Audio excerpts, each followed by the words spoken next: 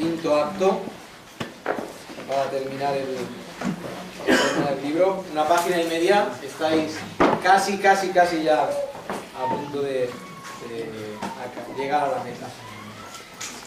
Este quinto acto nos va a seguir dando la imagen de unificación. Vamos a leer ese pasaje primeramente.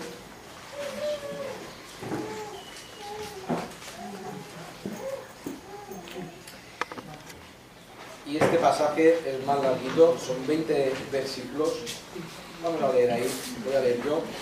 Por esta causa yo, Pablo, prisionero de Cristo Jesús, por vosotros los gentiles, si es que habéis oído de la administración de la gracia de Dios que me fue dada para con vosotros, que por revelación me fue declarado el misterio, como antes lo he escrito brevemente. Leyendo lo cual podéis entender cuál sea mi conocimiento en el misterio de Cristo. Una cosa, fijaos todas las veces que usa la palabra misterio, ¿vale?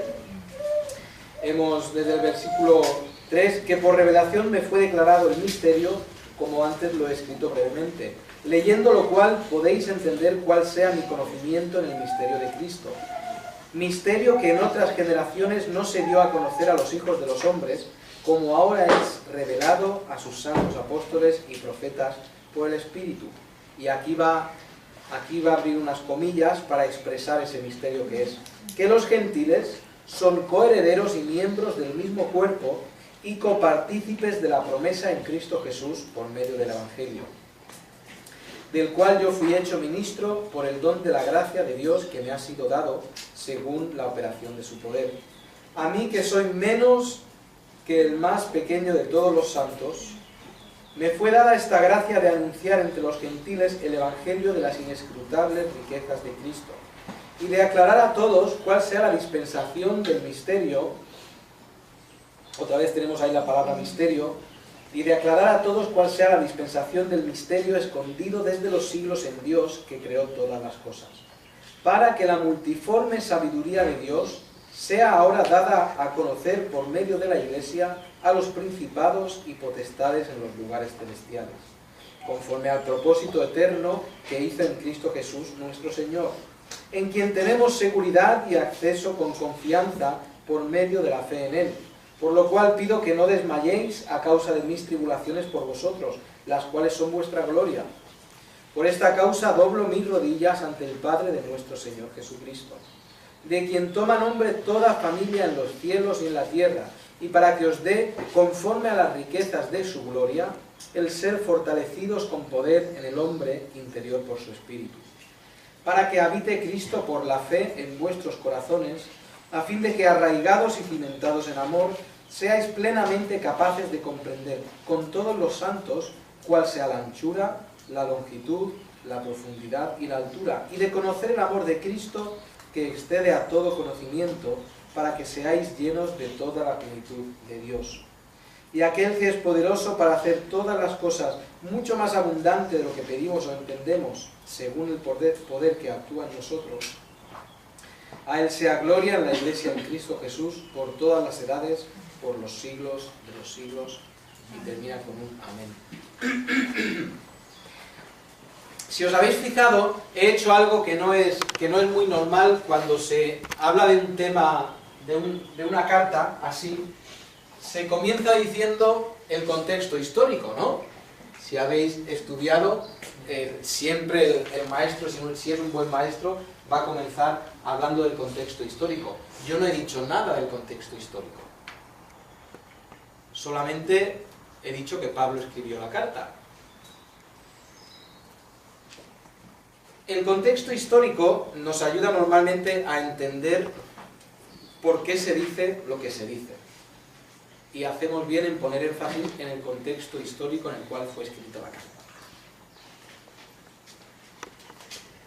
Para esta primera sesión no era muy necesario el contexto histórico, y es por eso que no he hablado. El 22 de septiembre, que hablaremos de la segunda parte de los Efesios, capítulos del 4 al 6, estos 3 capítulos, hablaremos un poquito más del contexto histórico.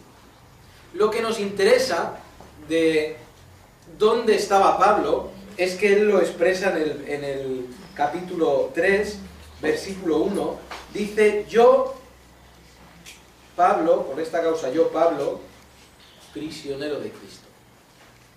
Yo prediqué precisamente de esto en la iglesia este domingo.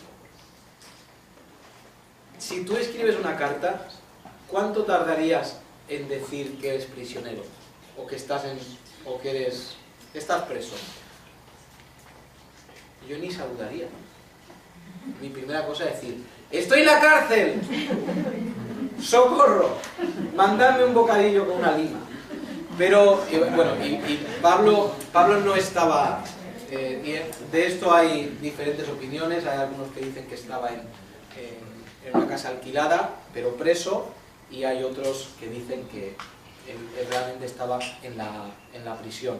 Va a depender de varios factores, y lo hablaremos. No vamos a dar mucha importancia a eso, no quiero perder mucho tiempo con eso. Pero Pablo estaba preso. Si habéis leído la carta, difícilmente escucharéis una queja. ¿Sí? ¿Habéis leído la carta a los Efesios últimamente? Sí. Pues aunque sea una vez por lo menos. ¿Cuántas quejas hay de Pablo? ¡Hombre, estoy en la cárcel! Mandadme comida, mandadme ropa, mandadme cosas.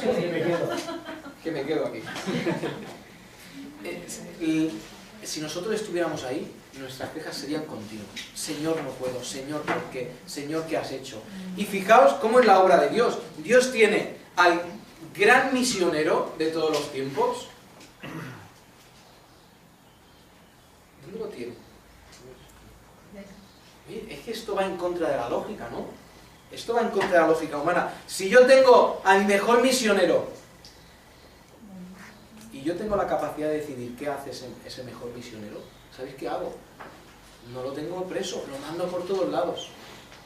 Pero la maravillosa jugada de Dios, digo esto con mucho respeto, Dios siempre hace jugadas maestras, ¿eh? Siempre. La maravillosa jugada de Dios es que si Pablo, siendo misionero, podía haber influenciado a miles, pero como Pablo estuvo preso, Pablo escribió cartas que han influenciado a ¿cuántos? Es que, ¿sabéis que las situaciones que a nosotros nos parecen malas, igual no son tan malas? Igual Dios tiene un propósito perfecto y maravilloso detrás de las situaciones oscuras en nuestra vida. Y yo estoy convencido de ello. Pablo no se queja. Pablo, lo que le preocupa a Pablo, fijaos, él está en la cárcel, y lo que le preocupa son los que están fuera. Ahora, Éfeso era un lugar rico, no había persecución, pero Pablo no ora pidiendo a Dios. Tenemos, ahí en el capítulo 1, tenemos una oración de Pablo. Aquí en el versículo 14 del capítulo 3 tenemos otra oración de Pablo. ¿Por qué pide Pablo? Pablo no pide que, Señor, dales lo necesario para vivir, y dales comodidades, y dales cosas materiales. Pablo pide por lo espiritual, ¿no? He dicho antes, cuando nos dicen de dar un testimonio, ¿qué decimos? Pues normalmente cosas físicas. Cuando nosotros pedimos delante de Dios cosas, cuando se nos da la oportunidad en la congregación de pedir cosas, ¿por qué pedimos? ¿No suelen ser cosas materiales también? Yo he escuchado pocas veces, no porque la iglesia de Imus sea peor que cualquier otra, yo he escuchado pocas veces que el Señor fortalezca mi fe, porque estoy flaqueando. Y eso es una bendición, eso es una petición espiritual muy digna. Sí pedimos por salvación, eso lo hacemos, desde luego. Y en vuestras iglesias seguro que también se pide por salvación. Pero cuando Pablo oraba por estos efesios, a los que probablemente ni conocía, hablaré de esto más en septiembre, pero Pablo pedía por ellos lo mejor. Igual que un padre quiere lo mejor para sus hijos, Pablo quería lo mejor para los efesios. Lo mejor para los efesios no era que Dios les diera bonanza económica. Lo mejor para los efesios es que Dios les proveyera conocimiento espiritual, que les concediera la plenitud de Cristo. Pablo está preso Pero si lo que importa es lo espiritual, Pablo seguramente sería el hombre más libre en la faz de la tierra. ¿Estáis de acuerdo conmigo? ¿No sería Pablo espiritualmente, aún en sus prisiones, no sería el hombre más libre del mundo? Dice Cristo, si el Hijo os libertare, seréis verdaderamente libres.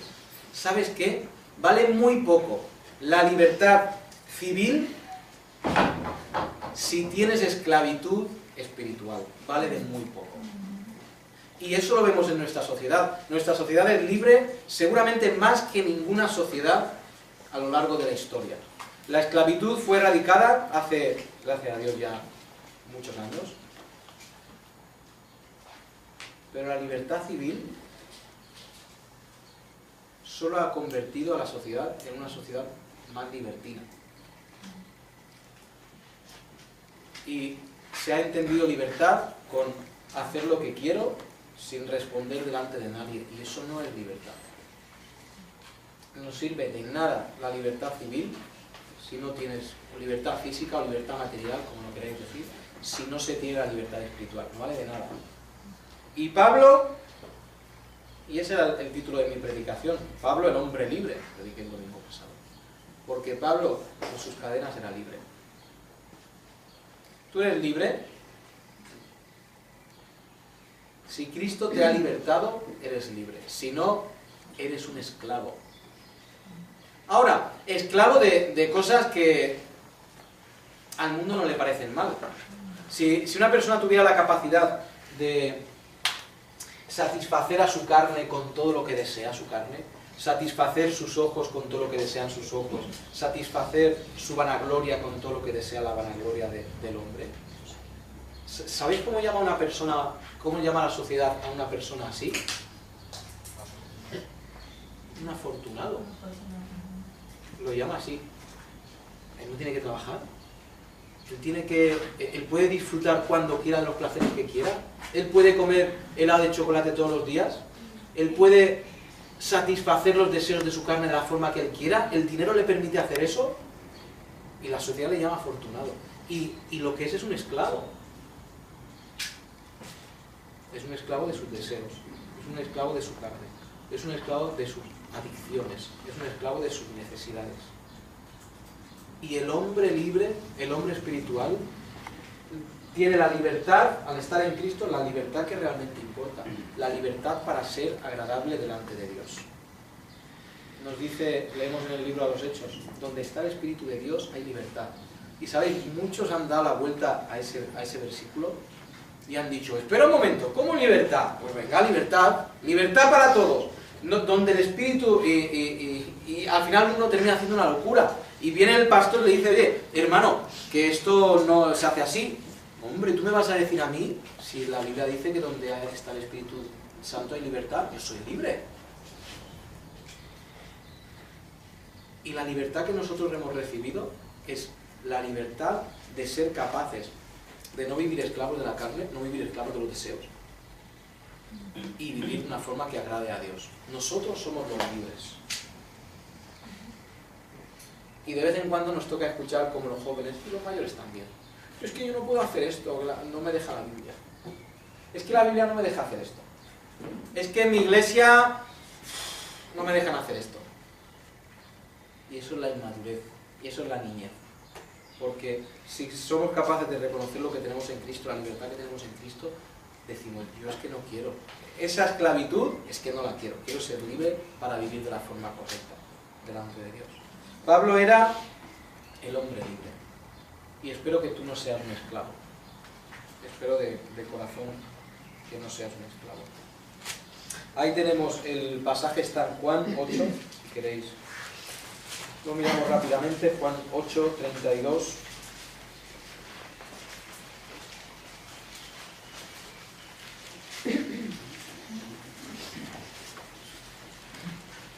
Dice Juan 8, desde el versículo 31. Dijo entonces Jesús a los judíos que habían creído en él, Si vosotros permaneciereis en mi palabra, seréis verdaderamente mis discípulos, y conoceréis la verdad, y la verdad os hará libres. Le respondieron: linaje de Abraham somos, y jamás hemos sido esclavos de nadie. ¿Cómo dices tú, seréis libres? Y porque ellos están pensando en una forma física. Nadie nos ha esclavizado. Jesús le dijo: de cierto os digo que todo aquel que hace pecado, esclavo es del pecado. Así de sencillo. Y el esclavo no queda en la casa para siempre, el hijo sí queda para siempre. Da igual lo guapo que sea el esclavo, da igual los talentos que tenga el esclavo, da igual lo maravilloso que sea el esclavo no permanece. ¿Quién permanece? El hijo. Y lo podemos poner en contraste, da igual lo feo que sea el hijo, da igual lo tonto que sea el hijo, el que permanece es el hijo, porque el hijo es de la casa, y el esclavo es un extraño al final, es ajeno a la casa. Al estar en Dios, nosotros permanecemos. Así que si el Hijo os libertare, seréis verdaderamente libres. Y continúa diciendo: sé que sois descendientes de Abraham, pero procuráis matarme porque mi palabra no haya cabida en vosotros. Yo hablo lo que he visto cerca del Padre, y vosotros hacéis lo que habéis oído cerca de vuestro Padre. Y luego les deja una de las maravillosas perlas que Dios les dejó a los fariseos, a los judíos. Vosotros sois de vuestro Padre. Madre mía, menuda perla, ¿eh? Les dejo ahí Cristo. Pero así era, desde luego que así era. Y nosotros, yo creo que todos entendemos que Cristo, a quien más atacó, y digo atacar en el sentido, a quien más confrontó, esa palabra es más ligera, a quien más confrontó fueron a los religiosos de ese día. ¿De acuerdo? Nosotros no debemos ser personas religiosas, debemos ser hijos de Dios. El ministerio a los gentiles, vamos a entrar ahí.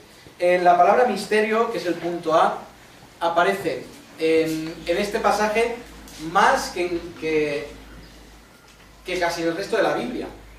Esa palabra misterio aparece aquí en porcentaje muchísimo más que en cualquier otro lugar de la Biblia. La palabra misterio no tiene que ver con algo que no es conocido, sino lo contrario, con algo que se ha revelado. ¿De acuerdo? Y tampoco sería un misterio porque Pablo dice lo que es, ¿no? No puede ser un misterio si Pablo lo ha revelado. Entonces la palabra misterio lo que tiene que ver es con algo que estaba oculto y ha sido revelado. Lo que estaba oculto es que los gentiles también pueden ser del pueblo de Dios. Y claro, esto a nosotros, pues la verdad es que ni fu ni fa, ¿no? Porque somos gentiles y a esto nos interesa a nosotros, somos los beneficiados. Pero ¿a quién sí afectaba esto? Claro, conocéis la Biblia, conocéis a los fariseos, conocéis a los judíos. Los judíos eran grandes amantes de los extranjeros, ¿a que sí?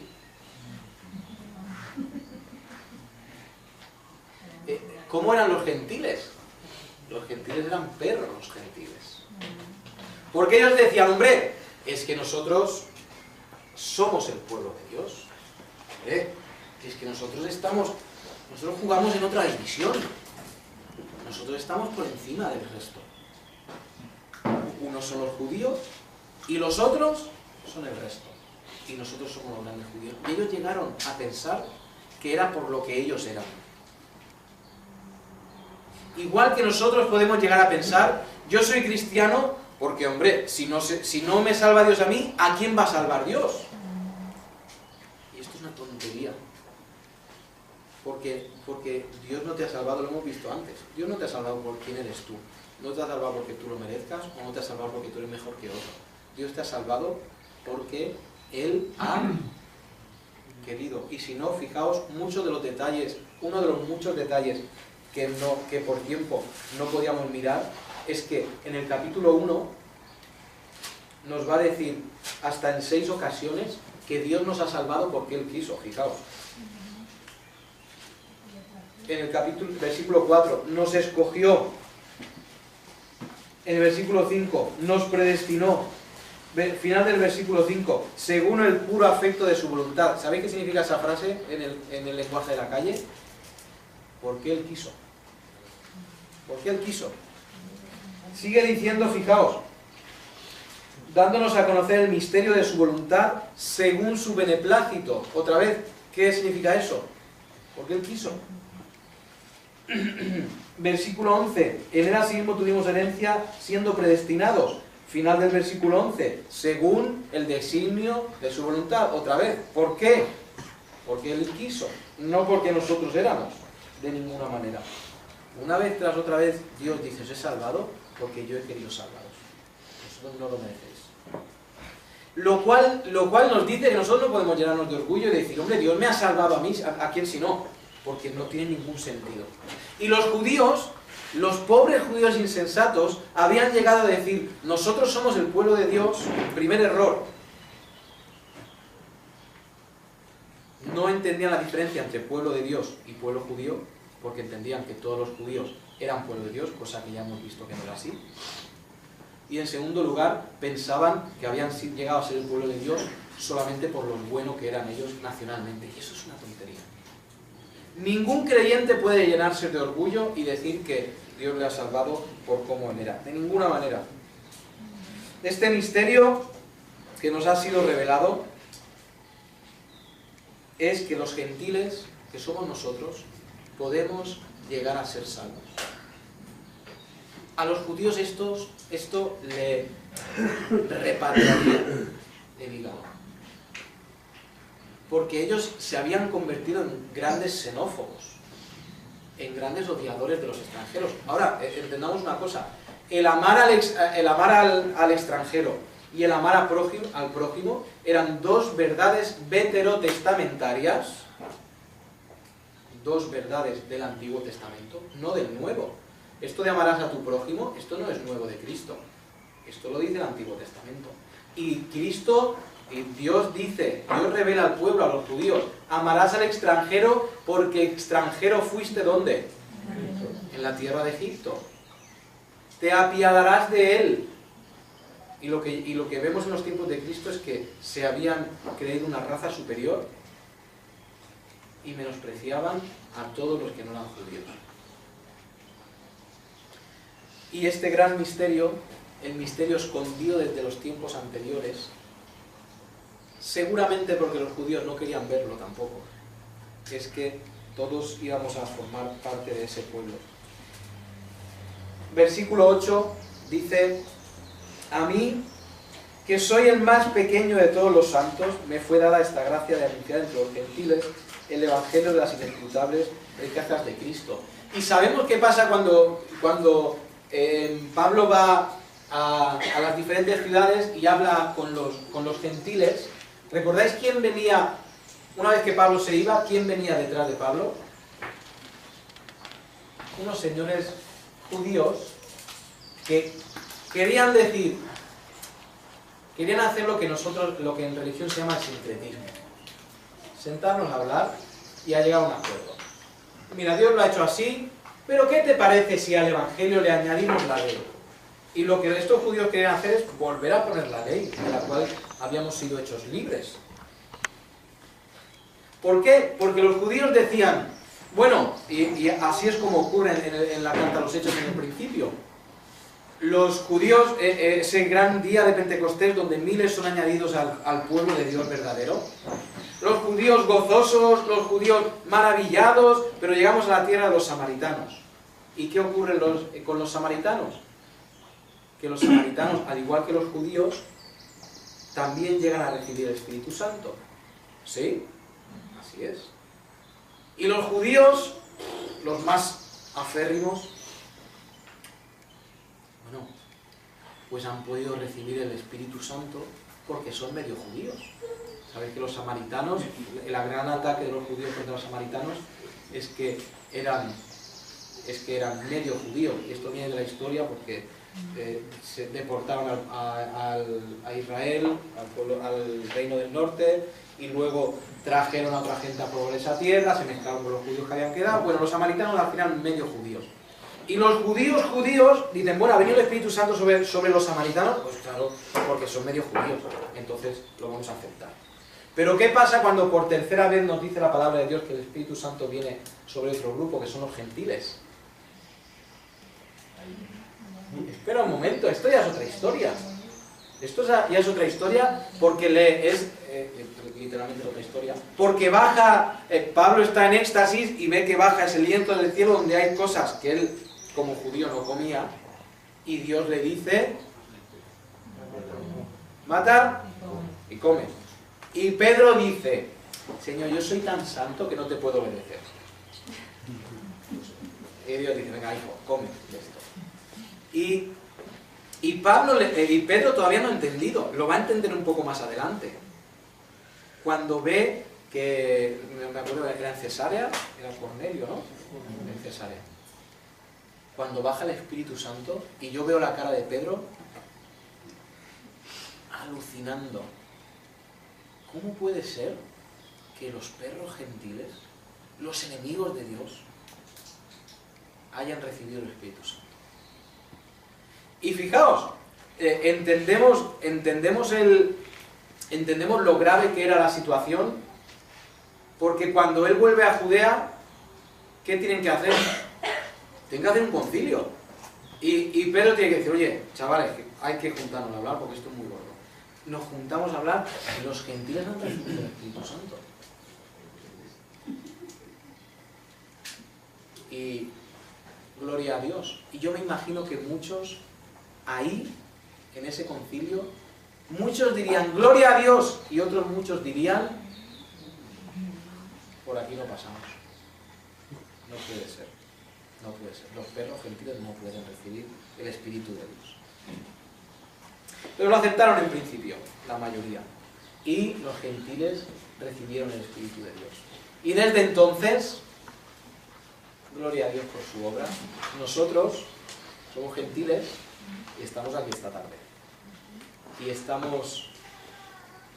Mi hijo está ahí rodando por la cuesta. Estará por ahí su madre, seguro. Nosotros hemos recibido también eso, tan glorioso, que los judíos no podían comprender. Pablo llega a ser, según dice él, el apóstol a los gentiles.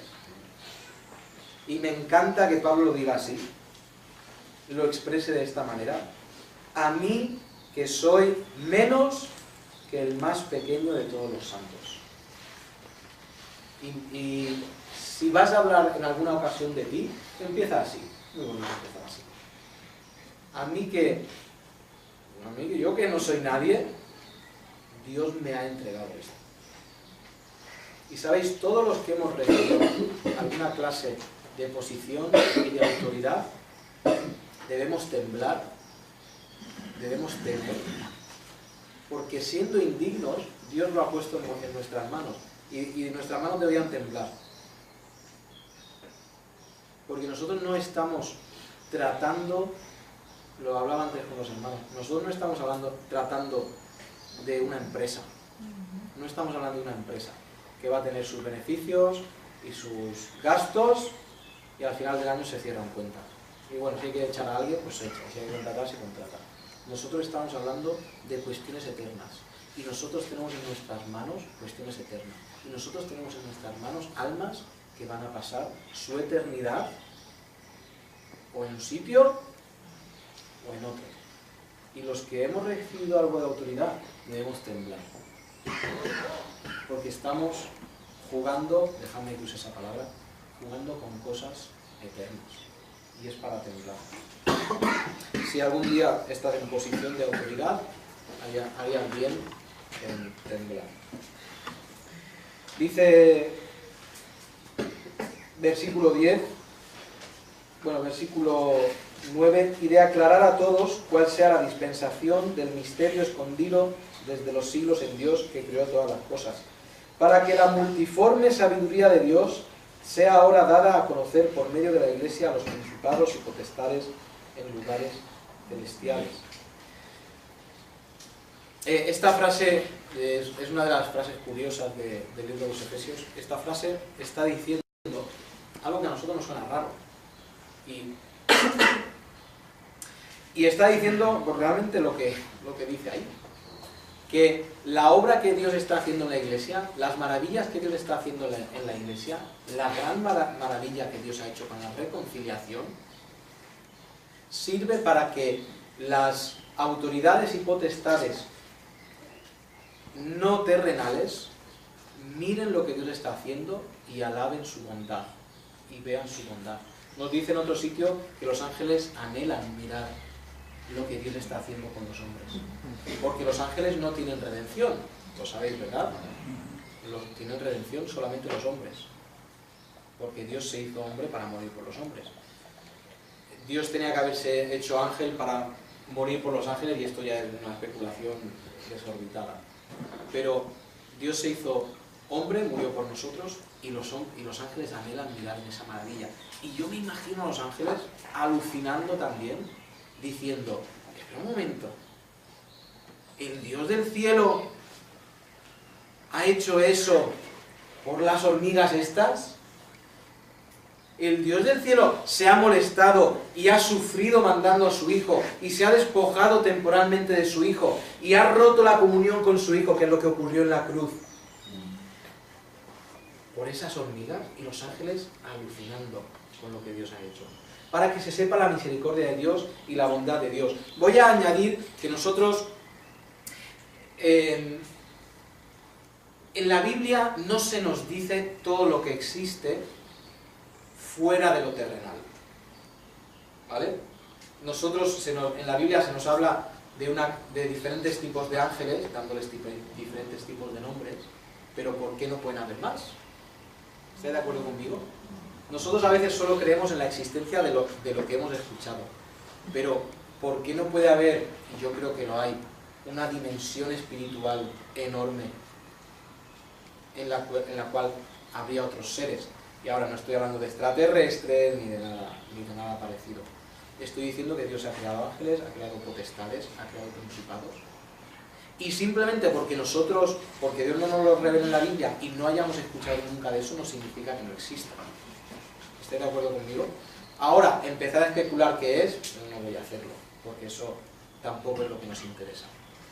Lo que nos interesa es que el nombre de Cristo, el amor de Cristo, el plan de Cristo, la bondad de Cristo, el Evangelio de Cristo, ha sido demostrado en toda la dimensión espiritual.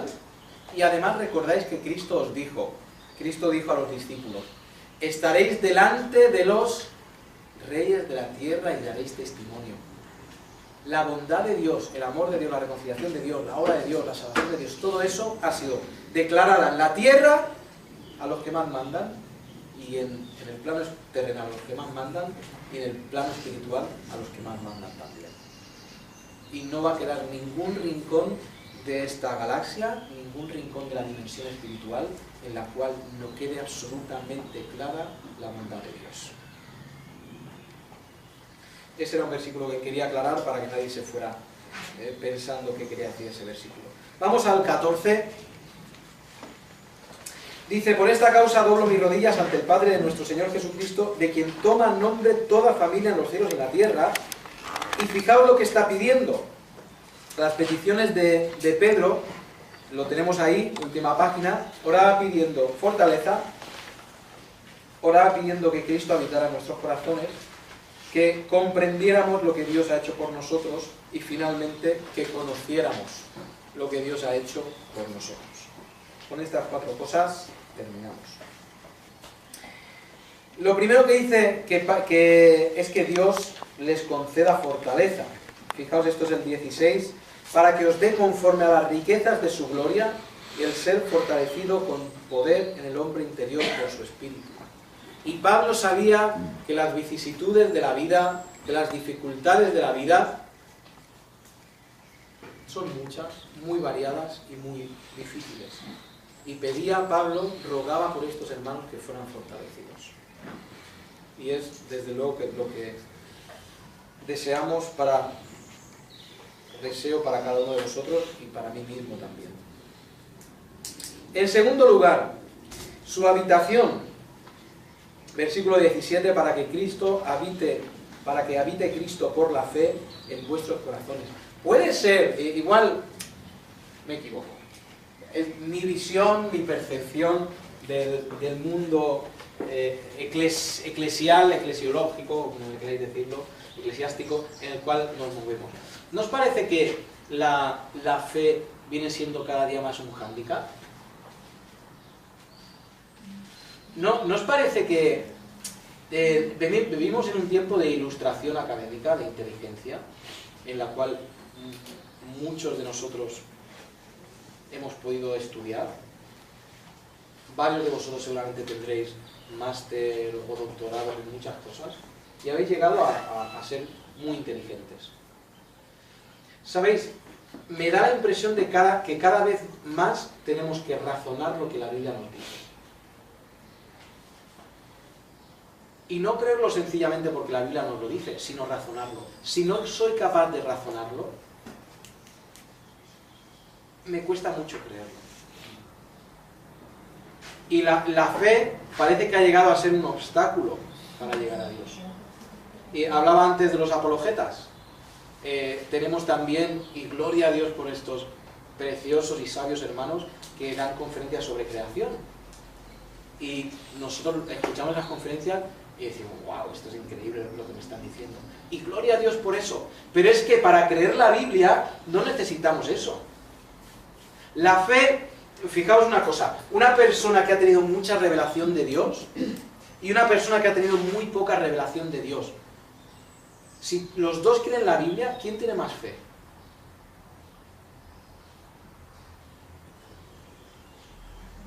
¿Vale? Recordad, fe es no ver. ¿De acuerdo? El que más fe tiene es el que menos revelación ha tenido de Dios. Ahora, no estoy diciendo que no me refiero a la revelación de Dios como la Biblia, ¿no? El que no tiene la Biblia tiene más fe, no tendría sentido. La persona que ha pasado por muchas dificultades y nunca ha visto la mano de Dios en su vida y es creyente y es fiel, para vivir ha tenido que usar más fe que el que ha visto como Dios le ha abierto una puerta tras otra, tras otra, tras otra, porque él ha visto con sus ojos la obra de Dios. El que no ha visto con sus ojos la obra de Dios tiene que tener más fe. Ahora, ¿nosotros qué decimos? Ay, Señor, si tú te manifestaras, mi fe sería mucho más fuerte. Señor, si tú me dieras, aunque sea una demostración de tu poder o una demostración de tu existencia, yo tendría más fe en ti y te seguiría más fervorosamente. ¿A qué decimos? ¿A qué digo eso? No quiero meteros en mi mismo saco. Pero es que nuestra carne nos impulsa a querer ver lo que Dios hace. Y es que no tenemos que ver. Cuanto más diferente es lo que el mundo nos dice de lo que la Biblia nos dice, y más agarramos y creemos lo que la Biblia nos dice, más fe tenemos. Y sin fe, nos dice Hebreos, es imposible. No se puede de ninguna manera si no es por fe. No se puede agradar a Dios de ninguna otra manera. Para que habite Cristo por la fe en vuestros corazones, a fin de que arraigados y cimentados en amor, seáis capaces de comprender. Estas dos palabras, cimentados y arraigados, las dos palabras tienen que ver con algo que está bien cogido, ¿cierto? ¿Has intentado desenterrar alguna vez un árbol? A ver, los hombres de la sala, los valientes de la sala, y tú dices, bueno, esto me dura a mí media hora. Y está 2 días después todavía intentando sacarlo. Porque algo que está arraigado está muy bien cogido, oye. Y la idea de cimentado también. Algo que está cimentado no lo vas a sacar fácilmente. Fijaos lo que dice. Para que habite Cristo por la fe en vuestros corazones, a fin de que arraigados y cimentados ¿en qué? En amor. ¿Sabes qué? El amor es una de las características del Hijo de Dios. Y la imagen que yo entiendo aquí es que nosotros tenemos que ser de tal forma que nada nos pueda arrancar del amor. ¿Cuánto tardamos nosotros en dejar de amar? Muy poquito, ¿no? Muy poquito. En cuanto a alguien, si se le ocurre ir a la boda con el mismo traje que yo no le perdono en la vida. Y es que nos falta muy poco, los hombres no entienden este chiste, pero si alguien hace algo que a mí ya no me conviene o me sienta mal, aquí ya dejo de amar. Y la imagen que está dando Pablo es que ciméntate en el amor, es que no tiene que haber nada que te pueda arrancar de que tu vida esté cimentada en el amor. ¿En qué está cimentada tu vida? Pues debería ser amor. Vamos rápido porque veo alguno bostezando. C, el punto 3, comprensión.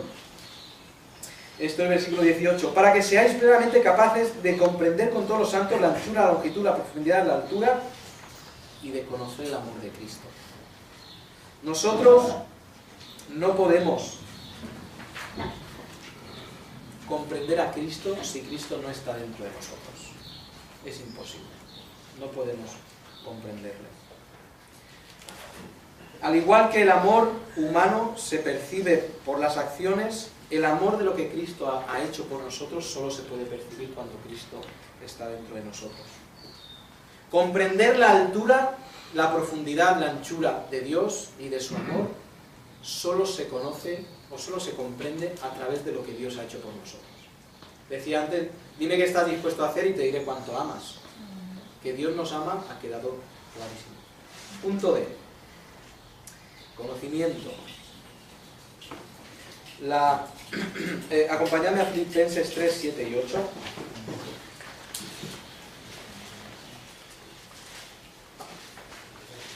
Filipenses 3, 7 y 8. Probablemente lo sabéis de memoria. Probablemente.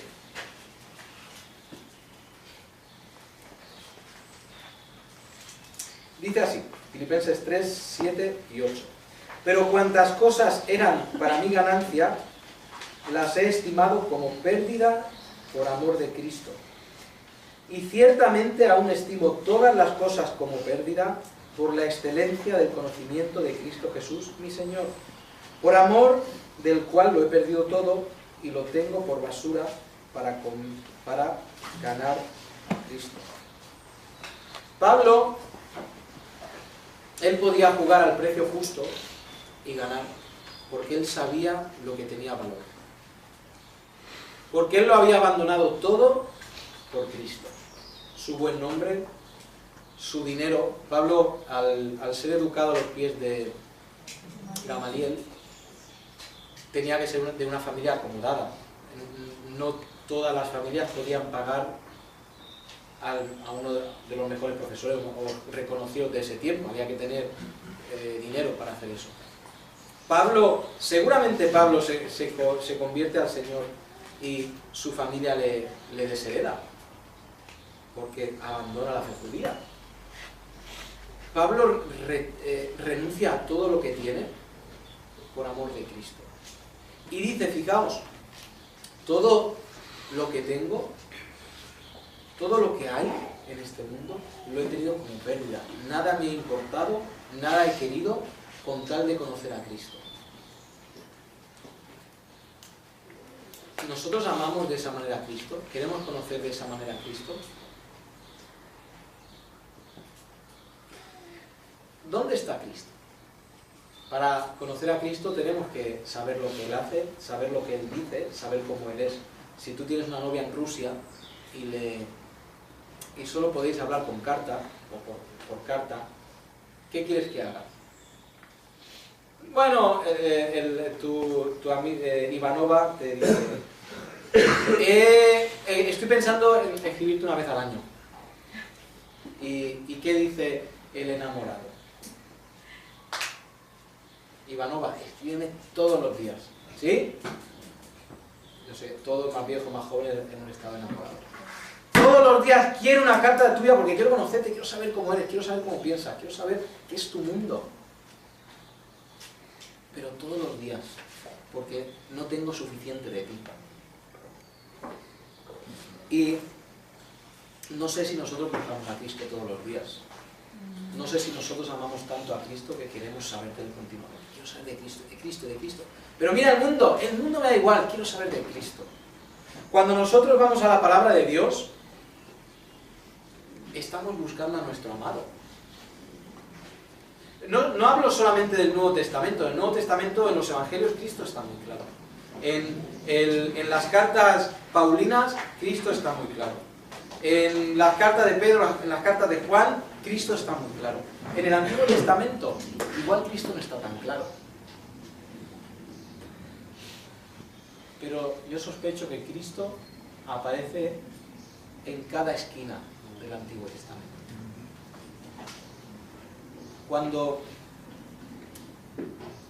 Cuando veo la historia de Adán, el primer hombre, un hombre creado en santidad por demostrar, ¿sí? ¿Estás de acuerdo conmigo? Cuando fue creado fue santo, pero él tenía ahora que poner en marcha su santidad, a ver si era buena o mala. Igual que Cristo. Cristo fue creado en santidad por demostrar, pero Cristo demostró santidad. Adán no. Cuando yo veo a Cristo, cuando yo veo a Adán, veo a ese primer hombre, del cual vienen todos, y veo ahí a Cristo, porque Cristo es el nuevo Adán. Y de él salimos todos los que somos sus hijos. Ahora,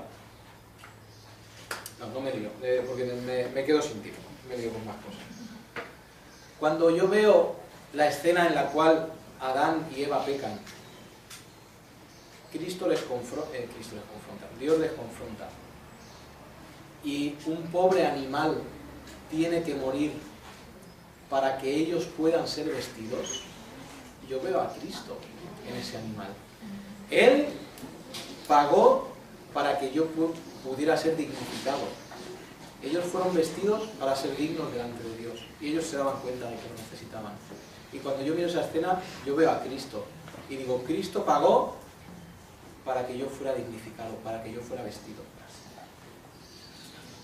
Cuando veo a Noé y en el arca, veo a un hombre que salvó a una generación, a los elegidos, al que era su pueblo. Igual que Cristo, entrando en él, estando en él, somos salvos. Cuando veo a José, por ejemplo, José es el traicionado, ¿no? ¿Conocéis la historia? ¿Quién traicionó a José? Espera, pero si los hermanos son de mi equipo, ¿no? Estos son los míos. ¿Cómo me van a traicionar mis hermanos? Si yo he vivido con ellos, he convivido con ellos, forman parte de mi familia. Por eso José es el traicionado. Cuando yo veo a José, pienso en el gran traicionado de la historia, que no es otro que Cristo. Y de una forma muy parecida. Los que eran suyos le abandonaron. Y uno de los que era suyo le vendió. El gran traicionado de José. Cuando vemos, y esta imagen es muy recurrida, el cordero, Dios proveerá. Cuando Abraham va a levantar su mano y va a matar a su hijo, y Dios dice, espera, mira detrás de ti, y ahí está el cordero, el sustituto.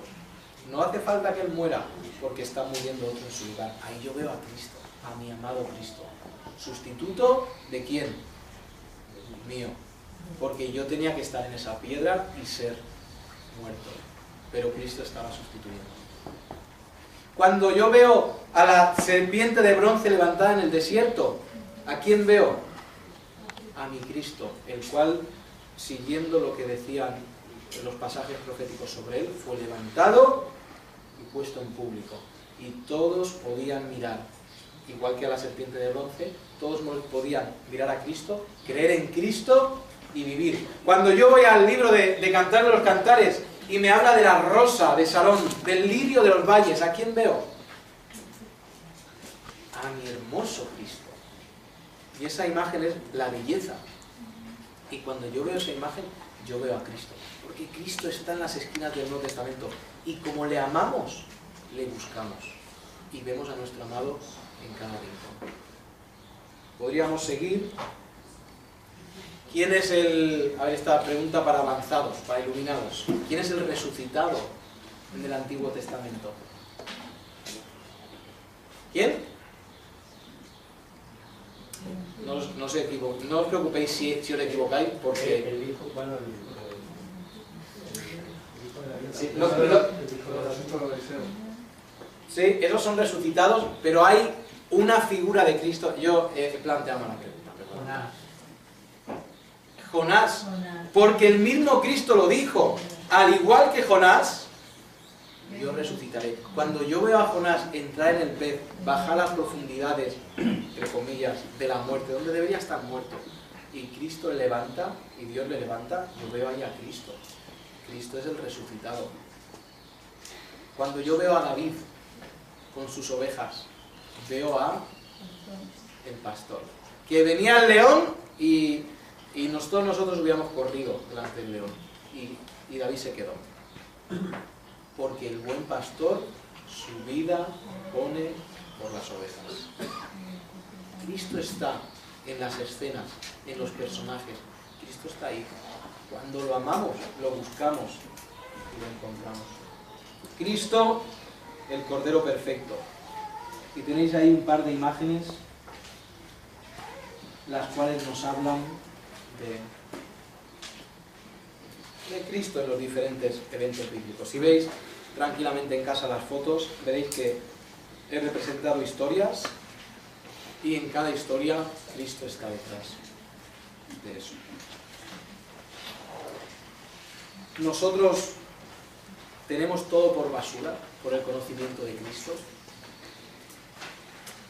Yo sospecho que igual nos queda un poquito para avanzar en eso. Ahora he dicho mucho, he hablado 5 horas, que podría ser mucho, pero quiero que os vayáis, y siempre que se dan muchas ideas, se tiende a no ser concreto en lo que se quiere decir. Yo os he dejado el bosquejo de cómo se divide la carta a los Efesios, para daros ideas generales. Pero si os tenéis que ir con una idea en la cabeza, es la idea del primer capítulo. Es la idea principal de los 3 primeros capítulos. Lo espiritual es más importante que lo material. Lo espiritual es más valioso, es más importante que lo material. Vivamos vidas espirituales. La vida material nos vemos forzada a vivirla, no hay otra, es como Dios la ha hecho y así debe ser.